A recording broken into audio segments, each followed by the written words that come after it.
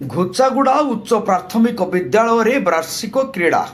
Sinapali block ଘୋଚାଗୁଡ଼ା ଉଚ୍ଚ ପ୍ରାଥମିକ ବିଦ୍ୟାଳୟରେ ବାର୍ଷିକ କ୍ରୀଡ଼ା ପ୍ରତିଯୋଗିତା ସୋମବାର ଅନୁଷ୍ଠିତ ହୋଇଯାଇଛି। ଏହି ଅବସରରେ ପ୍ରଧାନ ଶିକ୍ଷକ ବଂଶୀଧର ଜଗତଙ୍କ ସଭାପତିତ୍ୱରେ ଅନୁଷ୍ଠିତ ସଭାରେ ମୁଖ୍ୟ ଅତିଥି ଭାବରେ ସିଆର୍ସିସି ମହେଶ୍ୱର ଗୁଆଲ ଓ ସମ୍ମାନିତ ଅତିଥି ଭାବରେ ସମିତି ସଭ୍ୟ ହିରୋଲାଲ ତାଣ୍ଡି, ପରିଚାଳନା କମିଟି ସଭାପତି ସ୍ୱୟମ୍ବର ପ୍ରଧାନ, ପୂର୍ବତନ ସରପଞ୍ଚ ଅମର ସିଂ ପ୍ରଧାନ ପ୍ରମୁଖ ଯୋଗ ଦେଇ କ୍ରୀଡ଼ାର ମହତ୍ତ୍ୱ ବିଷୟରେ ଆଲୋକପାତ କରିବା ସହ ଛାତ୍ରଛାତ୍ରୀଙ୍କୁ ଉତ୍ସାହିତ କରିଥିଲେ। ପ୍ରାରମ୍ଭରେ ମା କଣ୍ଟା ଝଲିଏନ୍ ଦେବୀ ମନ୍ଦିରରୁ ମଶାଲ ଆଣି ସ୍ଥାନୀୟ ଉଦୟନ୍ତୀ ନଦୀ ନିକଟସ୍ଥ ଖେଳ ପଡ଼ିଆରେ ସ୍ଥାପନ କଲାପରେ ବାର୍ଷିକ କ୍ରୀଡ଼ା ପ୍ରତିଯୋଗିତା ଆରମ୍ଭ ହୋଇଥିଲା।